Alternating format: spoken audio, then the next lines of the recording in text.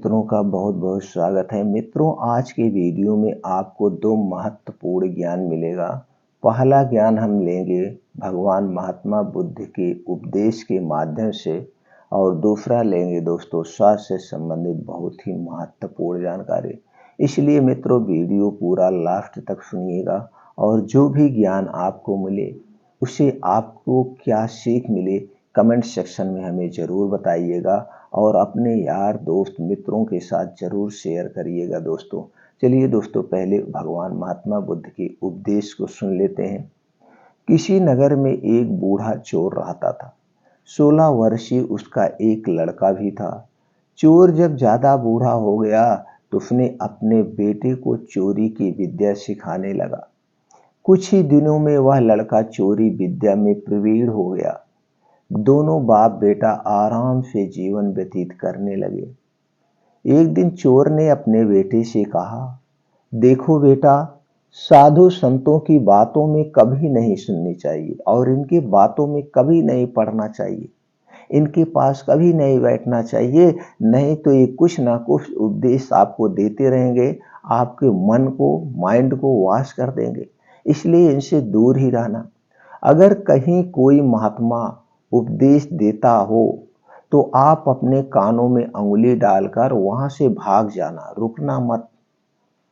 वह बेटा कहता, हाँ बाबू, मैं समझ गया। एक दिन लड़के ने सोचा, क्यों ना आज राजा के घर पर ही हाथ साफ कर दूं। ऐसा सोचकर उधर ही चल पड़ा।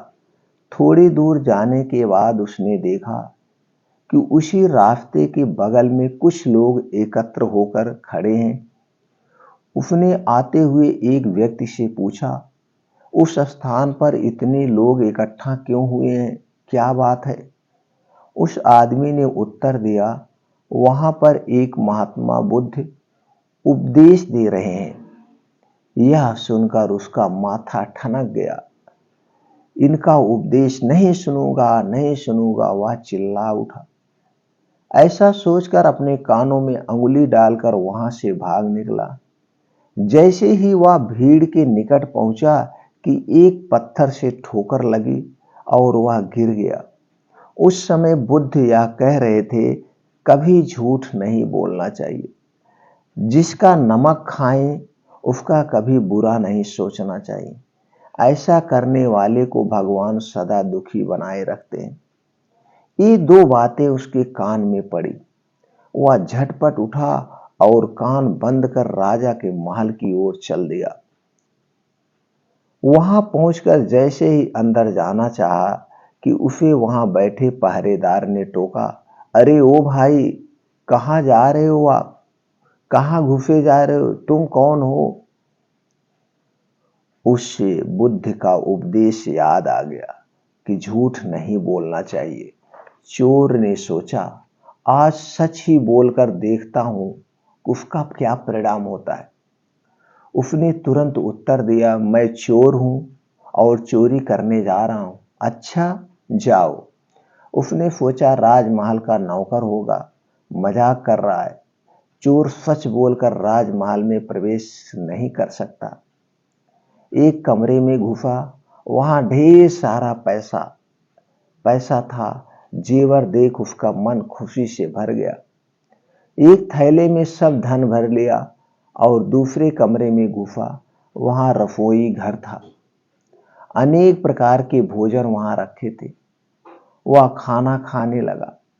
खाना खाने के बाद वह थैला उठाकर चलने लगा कि तभी फिर बुद्ध का उपदेश याद आ गया, जिसका नमक खाओ उसका बुरा मत सोचो। उसने अपने मन में कहा, खाना खाया, उसमें नमक भी था, इसका बुरा नहीं सोचना चाहिए। इतना सोचकर थैला वहीं पर रखकर वह वापस चल पड़ा। पहरेदार ने पूछा, क्या हुआ, चोरी क्यों नहीं की? देखिए, जिसका नमक खाया है उसका बुरा नहीं सोचना चाहिए। मैंने राजा का नमक खाया है, इसलिए चोरी का माल नहीं लाया, वहीं रसोई घर में छोड़ आया हूं। इतना कहकर वह वहां से चल पड़ा। उधर रसोई ने चोर मचाया। पकड़ो पकड़ो, चोर भागा जा रहा है। पहरेदार ने चोर को पकड़कर दरबार में उपस्थित किया। राजा के पूछने पर उसने बताया कि एक महात्मा के द्वारा दिए गए उपदेश के मुताबिक मैंने पहरेदार के पूछने पर अपने को चोर बताया, क्योंकि मैं चोरी करने आया था। आपका धन चुराया, लेकिन आपका खाना भी खाया जिसमें नमक मिला हुआ था। इसीलिए आपके प्रति बुरा व्यवहार नहीं किया और धन छोड़कर भागा। उसके उत्तर पर राजा बहुत खुश हुआ, बहुत प्रसन्न हुआ और उसे अपने दरबार में नौकरी दे दी। वह 2-4 दिन घर नहीं गया तो उसके पिता को चिंता हुई कि बेटा पकड़ लिया गया, उसके साथ कुछ बुरा हो गया। लेकिन 4 दिन के बाद लड़का वापस घर आया तो बूढ़ा अचंभित रह गया। उसने अपने बेटे को अच्छे वस्त्रों में देखकर खुश हुआ और पूछा कि कहा था। लड़का बोला, पिताजी, आप तो कहते थे कि किसी साधु संत की बात मत सुनो, लेकिन मैंने एक महात्मा की बात सुनी और उसी के मुताबिक काम किया, तो देखिए सच्चाई का फल मुझे राज दरबार में अच्छी नौकरी मिल गई। दोस्तों, सच्चाई के रास्ते पर चलने वाला व्यक्ति, सच्चा इंसान परेशान हो सकता है, लेकिन वह दुखी नहीं रहता है और उसकी परेशानी भी ज़्यादा दिन तक नहीं रहती। तो दोस्तों, इसलिए कभी भी किसी के प्रति बुरा न सोचना चाहिए और न बुरा करना चाहिए। दोस्तों, अगर आपको लगता है कि आपके आसपास अगल बगल आपके जानने वाले में ऐसे बहुत सारे लोग हैं जिनके मन में हमेशा दूसरे के प्रति छल कपट बुराई भरी हुई है, तो मित्रों, ये कहानी उन तक जरूर पहुंचा दीजिए। हो सकता है उनका भी जीवन बदल जाए, उनके भी जीवन में खुशियां आ जाएं। दोस्तों, मेरा तो यही उद्देश्य है, पूरा भारतवासी खुश रहे, ईमानदार रहे, उसके अंदर कभी भी कोई भी बुराई शब्द ना आए और ना वो किसी के प्रति कोई बुरा सोचे। तो दोस्तों, मेरा ये सहयोग करिए, वीडियो ज़्यादा से ज़्यादा लोगों तक पहुंचाइए। चलिए मित्रों, अब जानते हैं स्वास्थ्य से संबंधित बहुत ही महत्वपूर्ण जानकारी, इसे भी जान लीजिए। हो सकता है ये जानकारी आपको स्वस्थ बनाने में कुछ सहयोग कर सके। तो चलिए दोस्तों, आज हम एक ऐसे पेड़ के बारे में जानेंगे जो पेड़ बहुत ही शक्तिशाली पेड़ है, उसका पूजा भी किया जाता है और जानवर उसकी पत्तियों को भी खाते हैं और वो भी बहुत शक्तिशाली होते हैं। तो चलिए जानते हैं वो कौन सा पेड़ है और उसके पेड़ के क्या क्या फायदे हैं, उस पेड़ की पत्ती को हमें किस मर्ज में कैसे यूज करना है। तो दोस्तों, कोई भी चीज़ खाने के पहले उसके बारे में अच्छी तरीके से जानना बहुत ज़रूरी है। उसके गुण धर्म क्या हैं, उसमें क्या क्या पाया जाता है, उसे हमें कैसे प्रयोग करना चाहिए। सुनिए सबकी, करिए अपने मन की, ये हमारे अंदर होना चाहिए और उस पर रिसर्च करना चाहिए। तो कुछ ऐसी ही जानकारी आप लोगों से शेयर करेंगे। दोस्तों, वो पेड़ है पीपल का पेड़। तो आज हम पीपल के पत्तों के बारे में जानेंगे, इसके क्या गुणधर्म है, इसके क्या फायदे हैं। जैसे दोस्तों, सब लोग जानते हैं कुछ जानवर पीपल के पत्ते बहुत खाते हैं और पीपल के पेड़ से ऑक्सीजन बहुत बढ़िया मिलता है, कहा भी गया है, और इसकी पूजा भी करते हैं। कुछ लोग कहते हैं इसमें ब्रह्मा का निवास होता है, माना भी जाता है, जो कि मान्यताएं हैं।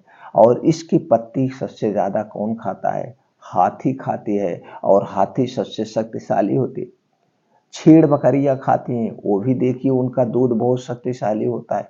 ऊंट खाता है, वो भी बहुत शक्तिशाली होता है। जो भी जानवर इसकी पत्ती खाते हैं बहुत शक्तिशाली होते हैं। तो एक रिसर्च में आया इस पत्ती में क्या क्या गुण पाए जाते हैं, तो सामने निकल कर आया इसमें पाए जाते हैं बहुत तरह के प्रोटीन्स, विटामिन, और इसके तो बहुत सारे फायदे हैं। तो चलिए ये जान लेते हैं कि इसमें कौन से प्रोटीन्स विटामिन पाए जाते हैं और इसके क्या क्या फायदे हैं। दोस्तों, अगर इसमें पत्ते में पाए जाने वाले तत्व की बात करें तो इसमें प्रोटीन पाया जाता है, fibre, calcium, iron, manganese, copper anti diabetic, anti inflammatory, antioxidant, antibacterial, anti anaemia व अन्य छोटे मोटे तत्व पाए जाते हैं। यानी कि शुगर को भी ये ठीक कर देता है, कोलेस्ट्रॉल को भी ठीक करता है और एक प्रकार से शरीर में कहीं सूजन है तो उसे भी ठीक करता है। अब इसके हम फायदे जान लेते हैं। फायदे में दोस्तों ये डायबिटीज रोगियों में ब्लड शुगर लेवल को कंट्रोल करने में मदद करता है, हृदय रोगियों के जोखिम को कम करने में मदद करता है, स्वस्थ रहने में मदद करता है, खराब कोलेस्ट्रॉल को कम करने में मदद करता है, हाई बीपी को कंट्रोल रखने में मदद करता है, शरीर को डिटॉक्स करने में मदद करता है। यह शरीर और रक्त में मौजूद हानिकारक कणों और टॉक्सिस को बाहर निकालता है, रक्त को शुद्ध करता है, पाचन तंत्र को मजबूत बनाता है, पेट संबंधी समस्या जैसे पेट में गैस, कब्ज, अपच, ब्लोटिंग, उल्टी, दस्त आदि से छुटकारा दिलाने में मदद करता है, मानसिक स्वास्थ्य में सुधार करने और ब्रेन फंक्शन को बेहतर बनाता है। यह मेमोरी पावर बढ़ाने में भी बहुत लाभकारी है। यह फेफड़ों को स्वस्थ रखने और सांस संबंधी समस्याओं को रोकने में मदद करता है। यह किडनी फंक्शन को ठीक रखने और स्वस्थ रखने में मदद करता है। पीलिया रोग को ठीक करने में मदद करता है, कफ की समस्या से छुटकारा दिलाता है, घाव को भरने में भी यह सहायक है, घाव को भरने में भी यह सहायक है, त्वचा की समस्या से छुटकारा दिलाता है। वह छोटे मोटे और बहुत सारे इसके फायदे हैं। अब दोस्तों इसके फायदे तो आप समझ भी गए हैं। अब इसे हम जानते हैं कैसे प्रयोग किया जाता है, फिर इसके नुकसान के बारे में जानेंगे। इसे किसे नहीं लेना चाहिए, नुकसान भी है दोस्तों। इसकी 2 पत्ती लेना है, इसकी 2 पत्ती लेना है और 2 कप पानी लेना है। 2 कप पानी में 2 पत्ती डालकर इसे अच्छी तरह से उबालना है और ये जब पानी आधा रह जाए, जब पानी आधा हो जाए यानी 2 कप के बजाय 1 कप हो जाए, तब इसे रोज सुबह खाली पेट लेना है। रोज सुबह खाली पेट लेने के पहले 1 घंटे पहले कुछ नहीं खाना पीना है और इस काढ़ा को पीने के 2 घंटे बाद भी कुछ नहीं खाना पीना है। अगर ये एक पत्ती थोड़ी सी कड़वी लगती है, अगर कड़वी लगी तो आप इसमें शहद मिला सकते हैं। हाँ, जिसको शुगर है वो शहद नहीं लेते हैं तो शहद नहीं, वैसे पी लें। लेकिन जब भी इसे प्रयोग करना, आपके अगल बगल आस पास कोई आयुर्वेदिक डॉक्टर हो, उनसे भी थोड़ा इसके बारे में सलाह लेकर तभी यूज करना। दोस्तों अगर आप शुगर में यूज कर रहे हैं, शुगर बढ़ा हुआ है, तो उसमें 1 हफ्ते से ज़्यादा मत लीजिए। 1 हफ्ते लेने के बाद आप अपना शुगर लेवल चेक कराइए, शुगर कैसे है डॉक्टर से बताइए। इसके साथ में मैं एक काढ़ा भी ले रहा हूँ, क्या मैं इस काढ़े को ले सकता हूँ, तो भी आपको सलाह देंगे। तो उनके संपर्क में रहेंगे तो शुगर आपका कम हुआ, कैसे हुआ, बढ़ा, उसको भी पता चलेगा। तो जब आपको इसके फायदे मिल जाए, आपको लगता है कि ये लेने से मेरा शुगर लेवल कम हो गया है, तो डॉक्टर आप चेक करेगा। तो फिर कुछ दिन दवा आप डॉक्टर की सलाह से बंद करके देखिए। अगर वो बैलेंस पे रहा तो इसे 7 दिन के बजाय फिर 7 दिन बढ़ा दीजिए। फिर देखिए अगर आपका शुगर बैलेंस में है या जिस मर्ज के लिए ले रहे हैं बैलेंस में है, तो उस चीज़ को फिर आप कंटिन्यू करके इस तरह से 21 दिन लेने के बाद आप देखिएगा आपका शुगर या ब्लड प्रेशर या हार्ट अटैक जिसमें आप ले रहे हैं उस बीमारी में क्योर हो रहा है। तो बंद करके देखना, फिर नहीं बढ़ रहा है, तो दोस्तों आप जान लीजिए आपका ये शुगर लेवल हो गया, सही हो गया। अब उसके साथ साथ आप अपने आप को उसी पे बैलेंस करके रखिए। बैलेंस में करके मत रखने का मतलब कि आप बढ़ने मत दीजिए, कुछ परहेज करिए। अब परहेज क्या किया जाता है स्वास्थ्य से संबंधित परहेज में? दोस्तों आपके शरीर में 3 दोष होता है। 3 दोष के बारे में हमने हर वीडियो में चर्चा किया है, क्योंकि हर वीडियो में कुछ न कुछ नए मित्र जुड़ते हैं, नए दोस्त जुड़ते हैं, उन्हें भी जानकारी होना चाहिए। दोस्तों हमारा शरीर 4 तरीके से बीमार होता है, 4, और इन्हीं 4 तरीकों से हमारे शरीर में 4 चीज पाए भी जाते हैं। जैसे हमारा शरीर 5 तत्वों से बना है और हमारे शरीर में 3 दोष पाए जाते हैं, वात रोग, पित्त रोग और कफ रोग। तो जब आपके शरीर का कोई भी तत्व कम होगा, कोई भी प्रोटीन विटामिन की कमी होती है, तब आपका शरीर बीमार होता है। तो इसके लिए आप ऐसे डाइट का चुनाव करिए जिसमें सभी तरह के प्रोटीन विटामिन पाए जाते हो। तो एक तरफ से आपने अपने आप को सुरक्षित कर लिया, यानी बीमारी नहीं आएगी। दूसरी तरफ बीमारी आने का जो कारण है वो कारण है आपके शरीर का वात पित्त कफ का बढ़ना। तो आप ऐसे डाइट मत खाइए, ऐसी चीजें मत खाइए जो वात पित्त कफ को बढ़ाती हो, तो ये चीजें हटा दीजिए। तो वात पित्त कफ क्या है, इससे होने वाले कौन कौन सी बीमारियां हैं, इस वात पित्त कफ को बढ़ाने वाले कौन कौन सी चीजें हैं, क्या खाना है क्या नहीं खाना है, इससे संबंधित चैनल पर बहुत सारे वीडियो पड़े हैं। आप देख करके अपने ज्ञान को बढ़ा सकते हैं। दूसरी तरफ दोस्तों, आप ज्ञान को अपने डेली रूटीन में अपने शरीर को एक्टिव बनाने के लिए 2 घंटे का समय आप निकालिए। 2 घंटे, विश्वास मानिए, जो 2 घंटे का समय आप निकाल करके अगर आप अपने लिए निकाल रहे हैं, फिर 21 दिन बाद आप देखेंगे एक आपके शरीर में अलग बदलाव होगा। उसमें करना क्या है, रोज 5 बजे आपको उठना है। 5 बजे से 7 बजे 2 घंटे का समय आप अपने लिए दीजिए, अपने शरीर के लिए दीजिए। इसमें क्या करना है, आपको 5 से 6 किलोमीटर का मॉर्निंग वॉक करना है, योगा करना है, प्राणायाम करना है, मेडिटेशन करना है। घर के बाहर निकल जाइए, किसी पार्क में खुले आसमान के नीचे आप 2 घंटे का ये समय निकालिए। अगर डेली ये 2 घंटे का समय आप अपने शरीर के लिए दे रहे हैं, अपने आप को एक्टिव रखने के लिए दे रहे हैं, तो दोस्तों विश्वास मानिए कोई भी आपको बीमारी नहीं होगी। ऊपर से दोस्तों ये जो 2 घंटे का आप समय देंगे, इससे आपको दिन में 4 घंटे मिल जाएंगे। आप रोज 5 बजे उठ जाएंगे, 7 बजे तक आपका योगा प्राणायाम मेडिटेशन हो जाएगा। फिर आप पूरे दिन फ्री हो गए। अब 7 बजे से करिए, नहीं तो आप जब उल्टे 8 बजे उठेंगे, 8 बजे उठने के बाद ब्रश किए, नाश्ता पानी किए, आप ऑफिस भाग जाते हैं। आपके शरीर को हीलिंग करने का समय ही नहीं मिलता है। तो आपको अपने शरीर को हीलिंग करने के लिए समय देना पड़ेगा, स्वस्थ रखना पड़ेगा। तो ये 2 घंटे का समय निकालिए, वात पित्त कफ के बारे में ज़्यादा से ज़्यादा जानकारी लीजिए और अपने डाइट में आप हर एक प्रोटीन विटामिन वाला खाना खाइए। आप कभी बीमार नहीं होंगे दोस्तों, कभी बीमार, हमेशा स्वस्थ व निरोग रहे। अगर ये जानकारी आपको अच्छी लगे तो अपने यार दोस्तों के साथ जरूर शेयर करिए। फिर मिलते हैं अगले वीडियो में।